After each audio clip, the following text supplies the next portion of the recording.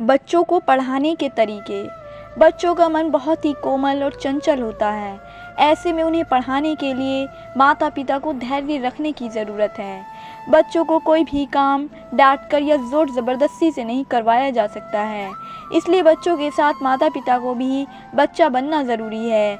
ऐसे में नीचे बताए गए बच्चों को पढ़ाने के आसान तरीके इसमें आपकी मदद कर सकते हैं। तो बच्चों को पढ़ाने के तरीके कुछ इस प्रकार हैं। नंबर 1, बच्चों के साथ बैठें। कई पेरेंट्स ऐसे होते हैं जो बच्चों को होमवर्क करने के लिए कह देते हैं और साथ साथ घर का काम करते रहते हैं। ये तरीका बिल्कुल सही नहीं है। बच्चे गीली मिट्टी की तरह होते हैं, उन्हें जिस सांचों में ढालते हैं उसी में ढल जाते हैं। इसलिए शुरुआत से ही बच्चों के साथ बैठकर उन्हें पढ़ाएं। इससे बच्चों में पढ़ने की तलब बढ़ेगी। साथ ही एक और बात का ध्यान रहे कि बच्चों को पढ़ाते पढ़ाते पेरेंट्स खुद मोबाइल या लैपटॉप चलाने में व्यस्त ना हो जाएं। जब भी माता पिता बच्चों को पढ़ाएं तो पेरेंट्स का पूरा ध्यान बच्चों पर होना चाहिए। नंबर 2, ग्रेड्स को लेकर दबाव ना डालें। सभी पेरेंट्स चाहते हैं कि उनके बच्चे क्लास में टॉप करें, लेकिन सभी का टॉप करना मुनासिब नहीं है। बच्चों पर मार्क्स और ग्रेड्स का दबाव बनाना गलत है।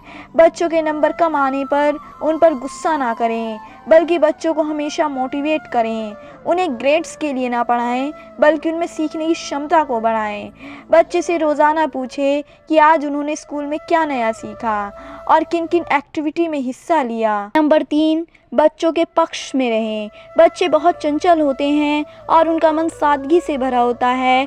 चीज़ों को बच्चों के नज़रिए से समझने की कोशिश करें। बच्चों को सकारात्मक रूप से पढ़ाई के प्रति जिम्मेदार बनाएं। अगर माता पिता बच्चे के साथ नकारात्मक रवैया अपनाएंगे तो वे पढ़ाई से और दूर भागेंगे। इसलिए पढ़ाते वक्त माता पिता को भी बच्चों को समझने की ज़रूरत है। पढ़ाई के दौरान उन पर किसी तरह का दबाव या डांट फटकार ना करें। अगर बच्चे का मन पढ़ने का नहीं है तो उस वक्त थोड़ी देर के लिए ब्रेक लें और उनका मन बहलाएं। उन्हें ज़बरदस्ती पढ़ाने की कोशिश ना करें।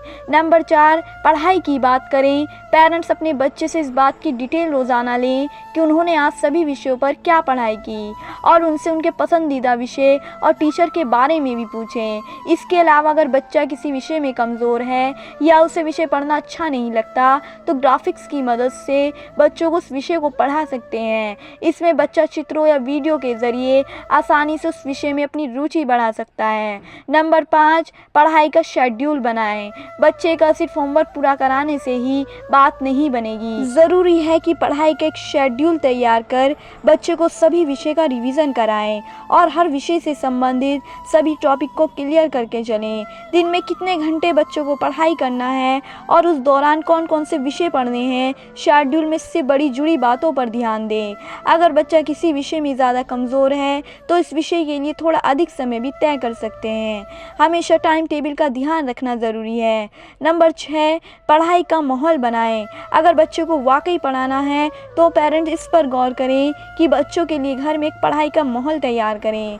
बच्चे की पढ़ाई के दौरान किसी भी तरह का शोर अड़चन ना आने दें और ना ही टीवी चलाएं। शांत माहौल में ही बच्चा अच्छे से पढ़ाई कर सकेगा। इसके लिए पेरेंट बच्चे के स्टडी रूम में पढ़ाई से जुड़े कुछ गेम्स या वॉल स्टिकर भी लगा सकते हैं, जैसे पहाड़ों का चार्ट, गणित के चार्ट या शब्द उच्चारण आदि।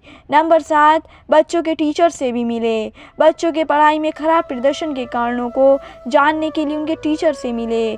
बच्चे का मन पढ़ाई में नहीं है, बच्चा समझने में कमज़ोर है, उसकी दिन भर की गतिविधियाँ, दूसरों के साथ उसका रवैया, ऐसे मुद्दे पर टीचर से डिस्कस करें। बच्चों को किसी तरह की कोई समस्या है, जैसे क्लास में किसी बच्चे द्वारा परेशान करना या स्कूल में किसी का परेशान करना आदि के बारे में जानने का प्रयास करें। साथ ही टीचर से बच्चे की क्लास परफॉर्मेंस के बारे में भी पूछें। अगर बच्चा किसी खास विषय में कमज़ोर है तो उसके बारे में भी टीचर से जानकारी लें। साथ ही बच्चे से इस बारे में खुलकर बात करें, उनके साथ प्यार से पेश आएं, उनकी परेशानी दूर करने का प्रयास करें। वह बच्चे की पढ़ाई की नई रणनीति तैयार करें।